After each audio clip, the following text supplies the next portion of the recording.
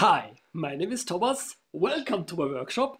Today I'm going to finish the skill toy I started to build in my last video, and I'm going to show you more about the bench Superflex flat bar, which is my alternative to featherboards.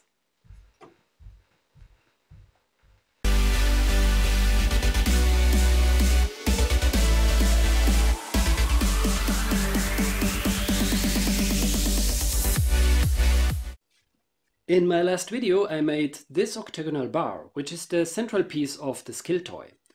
The bar has two curved grooves, and the challenge is to balance a ball from one end to the other, rotating the bar constantly.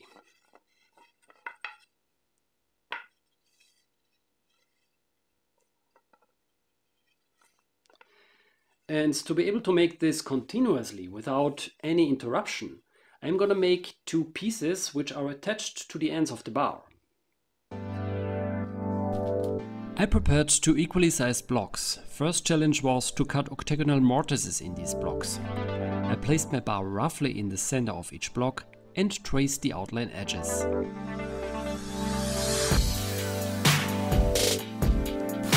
Then I took the biggest Forstner bit I had, which still would fit on the inside of that shape, and drilled the hole a few centimeters down.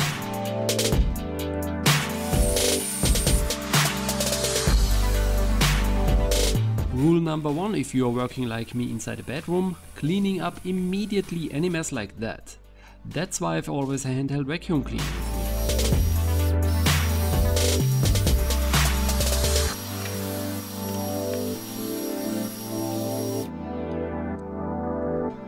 And at the end, I used the chisel to knock out the rest of the material.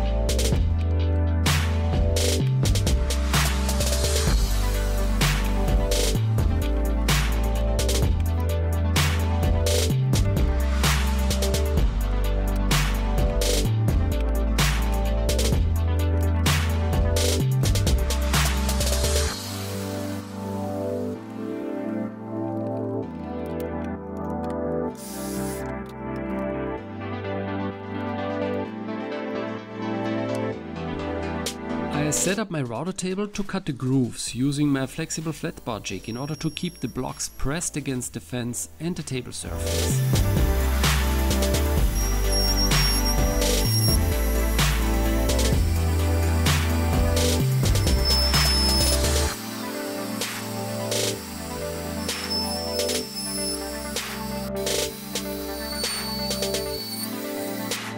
Then I used the same setup to cut rabbets in some wooden strips.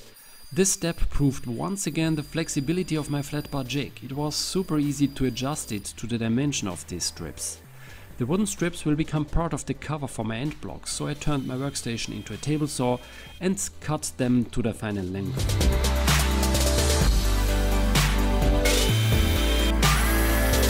With crosscuts like this, there is often some coarse shavings left on the table surface, which can be easily kept under control with the handheld vacuum cleaner.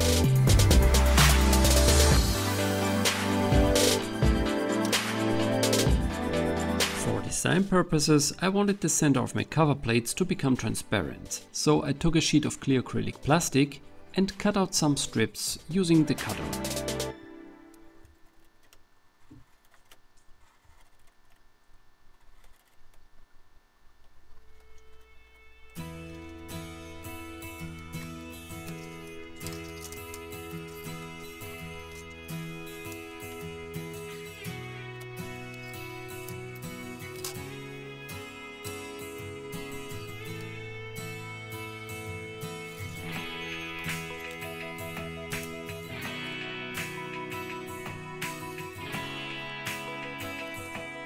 I took the opportunity with the table saw already set up to cut everything to its final length. Well, as you can see, there is an issue with the dust collection hood. I will have to fix this down the line. After the first month using this workstation, I can tell you that I am pretty happy with most of the concepts and the things I've realized so far. The dust collection, which is definitely the most important thing, is working out great. The flexibility and the interoperability between the jigs, the supplies, the table and the machines is already very good. But hey, this is still the very first prototype. Not everything is perfect.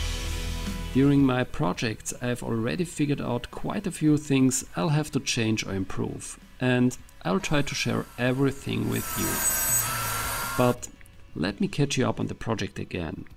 After having cut everything to its length, I used some epoxy to assemble the cover plates.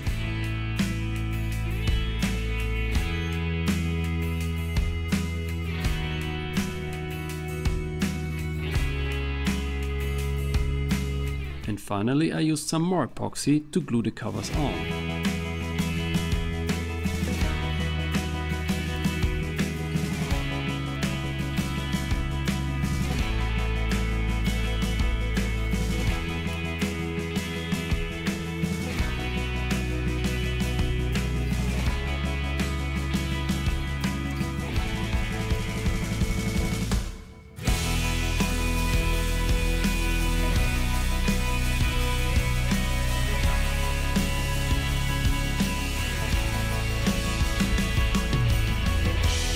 At the end, I set up again my router table, set the angle to 45 degrees, brought my bench Superflex flatbar in place and gave an octagonal shape to my two end blocks.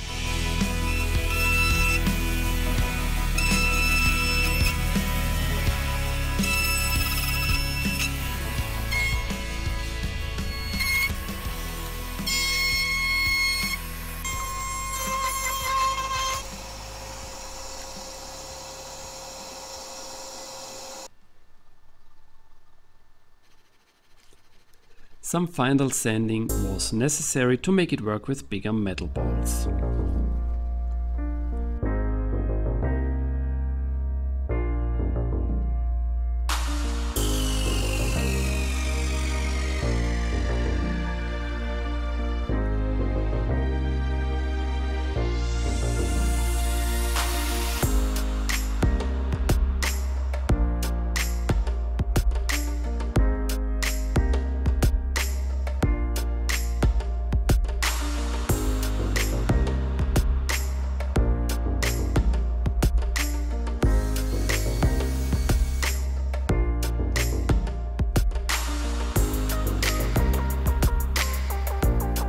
So that's it. This is the skill toy. I think it turned out nice. Skill toys in general are a great way to go when you're looking for some distraction, and they help you to improve certain capabilities. This one here, for example, trains both your motoric skills and your coordination. You have to balance a ball from one side to the other, rotating the bar constantly. Then at the end you turn everything around and start from the other side. It's more challenging if you use it one-handed.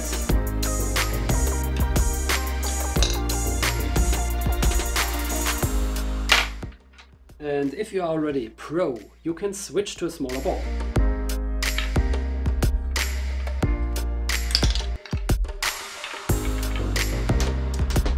Well, that will probably take a while. Anyway, the purpose of this project was to demonstrate you my bench Superflex flatbar jig, which is definitely my preferred way to go when it comes to maintain a constant pressure against the workpiece, keeping it flat against the fence and the table surface. I already mentioned it in my last video that this jig does not prevent the workpiece from being dragged backwards by any kind of friction. This is something a featherboard is capable of. Featherboard, due to its row of flexible fingers, kind of clamps the workpiece against the fence, giving it only a one-way direction to run.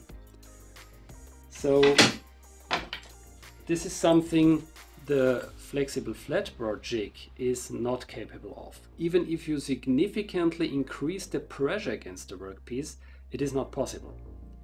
This hasn't become an issue yet, And personally, I really appreciate the flexibility provided by this jig. So the obvious solution is to make a featherboard extension for my bench Superflex flat bar. And this is something I will show you in my next video. As far as this video is concerned, that's all for now. I hope you enjoyed it. If so, please hit the like button, subscribe to the Tiny Woodworkshop channel, and hopefully see you in the next video.